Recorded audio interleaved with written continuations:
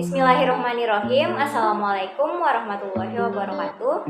Salam sejahtera bagi kita semua. Perkenalkan, saya Nurilla Fatih dengan NIM 220606500021.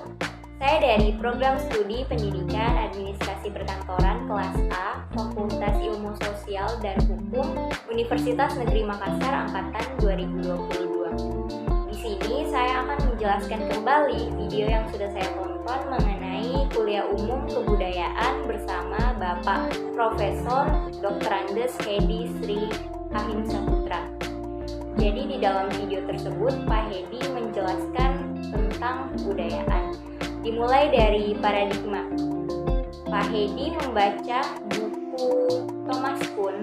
Jadi Thomas Kuhn ini adalah salah satu ahli filsafat ilmu yang terkenal. Bukunya itu berjudul The Structure of Scientific Revolution, atau dalam bahasa Indonesianya itu Struktur Revolusi Ilmu Pengetahuan atau Keilmuan. Thomas Kuhn ini berpendapat bahwa pergantian paradigma bisa menghasilkan revolusi ilmu pengetahuan. Tetapi dalam buku tersebut Thomas Kuhn tidak menjelaskan definisi paradigma dengan jelas, sehingga membuat para ilmuwan kebingungan. Karena Thomas Kuhn ini terkesan tidak konsisten dalam mendefinisikan paradigma tersebut. Bahkan Pak Hedi mengatakan Thomas Kuhn mendefinisikan paradigma itu terkadang A, terkadang B, bahkan terkadang juga C. Sampai-sampai terdapat 20 atau kira-kira 21 makna paradigma di dalam buku Thomas Kuhn tersebut.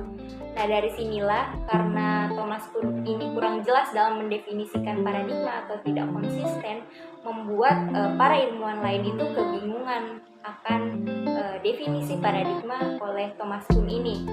Terus unsur paradigma yang dijelaskan oleh Thomas Kuhn ini belum lengkap. Menurut Pak Hedi perlu adanya konsepsi paradigma yang jelas. Dan Pak Hedi sendiri juga membuat definisi paradigma yang ia paparkan atau yang ia tuturkan pada tahun 2009. Paradigma menurut Pak Hedi yaitu seperangkat konsep yang berhubungan satu sama lain secara logis membentuk sebuah kerangka pemikiran yang berfungsi untuk memahami, menafsirkan, dan menjelaskan kenyataan atau masalah yang dihadapi. Jadi paradigma ini adalah kerangka pemikiran, maka bersifat abstrak.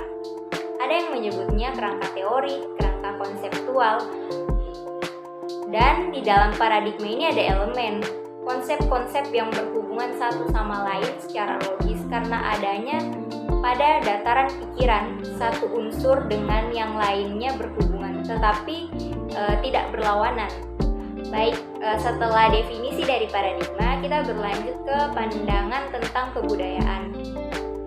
Jadi, menurut Pak Hedi, hanya manusialah yang mempunyai kebudayaan. Hewan punya akal dan mampu berpikir dan bisa komunikasi satu sama lain, tapi yang mempunyai kebudayaan hanyalah manusia. Kenapa? Karena manusia adalah makhluk yang mempunyai kemampuan menggunakan dan menciptakan simbol. Itu tertuang dalam buku An Essay on Man atau sebuah esai tentang manusia karya Ernst Cassirer pada tahun 1945. Manusia juga disebut sebagai animal symbolicum karena manusia seperti yang saya katakan tadi, manusia ini mampu menggunakan dan menciptakan simbol. Jadi apa itu simbol? Simbol itu adalah segala sesuatu yang kita beri makna atau sesuatu yang dapat kita berikan makna. Contohnya yang termasuk simbol itu seperti yang dikatakan Pak Hedi dalam video, yaitu uang dan bahasa. Uang hanya selembaran kertas, tetapi mempunyai makna. Dengan uang itu kita bisa membeli sesuatu yang kita inginkan. Walaupun hanya terlihat kertas dan angka, tetapi dia mempunyai makna. Dari makna itulah kita bisa membeli segala sesuatu yang kita inginkan dengan uang itu. Itu artinya makna kan? Bahasa juga. Bahasa itu adalah bunyi yang diberi makna. Bahasa ini sangat penting untuk interaksi sosial. Jika tidak ada bahasa, kita tidak bisa mengobrol dan berinteraksi satu sama lain. Jika tidak ada bahasa, saya mungkin tidak bisa memaparkan video atau hasil video yang saya tonton dari penjelasan Pak Hedi. Terus tanpa interaksi tidak akan ada relasi sosial. Tidak ada relasi sosial itu berarti tidak ada kehidupan sosial. Jika tidak ada kehidupan sosial, tidak akan muncul kebudayaan, karena kebudayaan merupakan produk dari kehidupan sosial. Seperti halnya bahasa, kalau misalnya seperti yang dikatakan tadi dalam video Pak Hedi, kalau kita berbicara menggunakan bahasa Indonesia tetapi tidak, atau kita lawan bicara kita itu bukan orang yang mengerti bahasa Indonesia, itu sama saja tidak bermakna. Tetapi jika kita berbicara atau mengungkapkan perasaan dengan kata-kata dengan orang yang mengerti bahasa Indonesia, itu akan bermakna. Itu terjadi komunikasi dua arah. Seperti itu yang saya pahami dari pemaparan Pak Hedi. Nah, berbicara tentang manusia, kenapa hanya manusia yang bisa menciptakan simbol? Karena hewan hanya mempunyai akal saja. Dalam video itu juga Pak Hedi menjelaskan bahwa manusia ini mirip dengan hewan, terutama hewan simpanse. Mengapa? Karena kerabat paling dekat dengan manusia ini, simpanse itu mempunyai DNA yang mirip dengan manusia. DNA simpanse ini 98,7% itu sudah hampir mendekati dengan DNA manusia. Dan menurut para ahli, simpanse ini mempunyai nenek moyang yang sama, manusia ini mempunyai nenek moyang yang sama dengan simpanse. Selain simpanse, karena simpanse ini kan tinggal di Afrika ya, di Indonesia atau di Asia Tenggara juga ada makhluk atau hewan yang mirip dengan manusia, yaitu orangutan. Orangutan ini kan awalnya berada di seluruh Asia Tenggara, tetapi lama-kelamaan menjadi punah, dan sekarang orangutan hanya ada di Indonesia, tepatnya di Pulau Sumatera dan Kalimantan.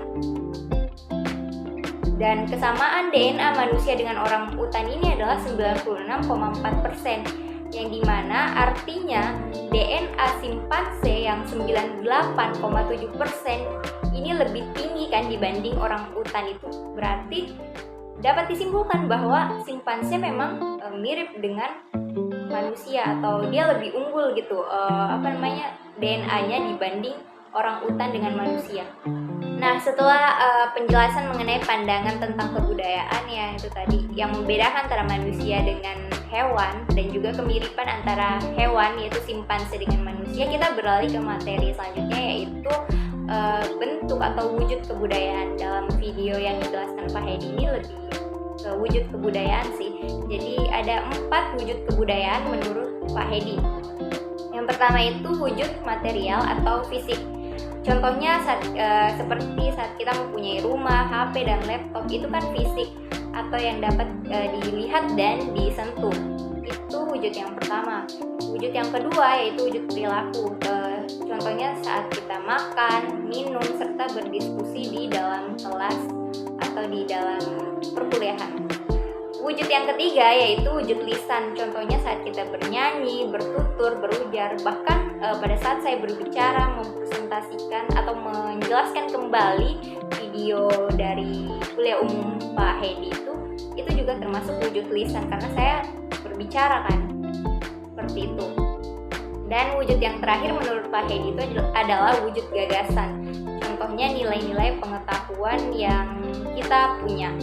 Jadi kebudayaan menurut Pak Hedi adalah perangkat simbol yang diperoleh manusia dari kehidupan sebagai warga masyarakat dan digunakan untuk membangun dunianya dan beradaptasi dengannya. Seperti yang saya jelaskan tadi, 4 wujud kebudayaan itu. Kebudayaan ini bisa berupa pengetahuan, ini termasuk abstrak, bisa berupa kelisanan yang kita dengar. Kalau saya bicara seperti ini termasuk kelisanan kan. Terus yang selanjutnya itu bisa berupa perilaku yang dapat kita lihat. Perilakunya itu sudah saya jelaskan tadi, seperti makan, minum, berdiskusi dalam kelas, itu perilaku kan yang bisa kita lihat. Dan yang terakhir itu bisa berupa fisik yang dapat kita lihat dan dapat kita raba, seperti contohnya barang-barang yang ada di sekitar kita seperti handphone, laptop, rumah, dan segala macam yang bisa diraba dan dilihat. Itu semua kebudayaan yang dapat diberi arti dan bermakna kan pastinya. Selanjutnya itu terdapat skema 4 aspek kebudayaan. Jadi di dalam video itu ada 4 aspek yang berbentuk skema, itu berwarna berwarna biru, bulat-bulat biru, itu ada skemanya. Jadi di situ keempat aspek tersebut meliputi gagasan pengetahuan, kelisanan atau kebahasaan, perilaku, dan material atau fisik. Jadi ada tanda panah yang menghubungkan aspek ini satu sama lain, yang artinya ini saling berhubungan. Keempat aspek ini saling berhubungan satu sama lain, seperti itu. Kemudian pada skema tersebut ada aspek kelisanan kan. Aspek kelisanan ini diletakkan di tengah karena kelisanan merupakan aspek yang paling penting. Karena kelisanan ini kita pelajari pertama kali pada saat kita belajar berbicara. Selain itu, aspek kelisanan juga penting dan berhubungan dengan aspek lainnya karena mewujud ke dalam bentuk material, perilaku, dan pengetahuan. Seperti yang saya bilang tadi bahwa pada saat kita masih kecil itu pertama kali yang dipelajari adalah aspek kelisanan atau cara berbicara. Nah, itu yang paling penting. Dari aspek kelisanan inilah akan mewujud ke dalam bentuk atau ketiga aspek lainnya karena berkaitan dengan erat seperti itu antara kelisanan dengan 3 aspek yang lainnya, ataupun antara keempat aspek ini saling berhubungan satu sama lain, erat begitu kaitannya. Jadi kebudayaan merupakan perangkat simbol yang terhubung satu dengan yang lainnya membentuk sebuah sistem yang disebut sistem simbol.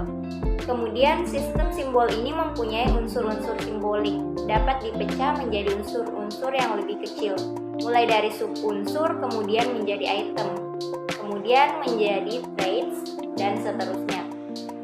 Dan bagi kita manusia juga tidak mungkin kita mempelajari kebudayaan secara seluruhnya gitu atau keseluruhan.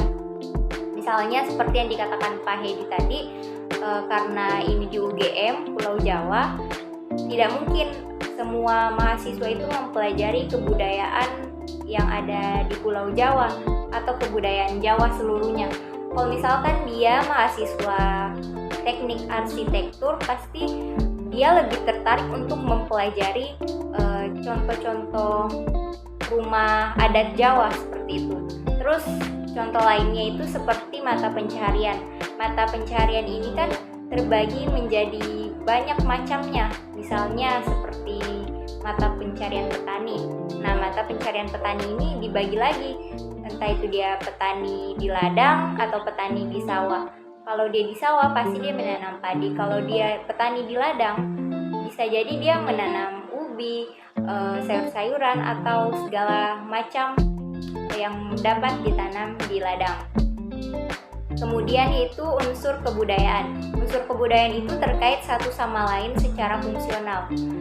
Jadi unsur kebudayaan ini bisa dikatakan terkait satu sama lain. Contohnya seperti yang dikatakan Pak Hedi dalam video, misalnya motor jika dia tidak mempunyai bensin itu tidak akan bisa jalan. Sama seperti dengan kebudayaan yang terkait satu sama lain. Jadi unsur kebudayaan ini terintegrasi membentuk kesatuan secara fungsional sehingga bisa bekerja dan beroperasi. Relasi antar unsur kebudayaan disebut sebagai struktur kebudayaan. Kemudian ada fungsi kebudayaan. Relasi-relasi ini mengikuti pola-pola tertentu.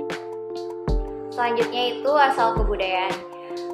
Seperti yang dikatakan Pak Hedi di dalam video, kebudayaan ini sudah ada atau sudah muncul sebelum individu hadir. Berarti sebelum individu itu hadir, sudah ada fosil kan. Nah, berarti pada zaman fosil inilah kebudayaan ini sudah muncul. Fosil manusia tertua itu kan ada pada 3 atau sampai 4 juta tahun yang lalu. Bayangkan itu sudah berapa lama. Berarti selama itulah kebudayaan juga sudah muncul. Kebudayaan ini diperoleh dari kehidupan sosial atau bermasyarakat. Jadi pada saat individu lahir di satu masyarakat, disitulah kebudayaan dari individu tersebut bisa muncul karena masyarakat di sekitarnya. Selanjutnya itu fungsi kebudayaan, melestarikan kehidupan manusia. Nah, dengan kebudayaan ini manusia dapat bertahan hidup dan tidak punah. Beda dengan hewan. Hewan ini gampang punah karena hewan ini tidak mempunyai atau tidak memiliki kebudayaan. Berbeda dengan manusia yang mempunyai kebudayaan dan dapat menciptakan kebudayaan. Baik, saya rasa cukup pemaparan dari saya mengenai video yang sudah saya tonton, yaitu Kuliah Umum Kebudayaan bersama Bapak Profesor Dr. Andes Hedi Sri Ahimsa Putra. Saya ucapkan terima kasih banyak yang telah menonton video ini dari awal sampai akhir. Saya akhiri dengan ucapan wabillahi taufiq wal hidayah. Wassalamualaikum warahmatullahi wabarakatuh.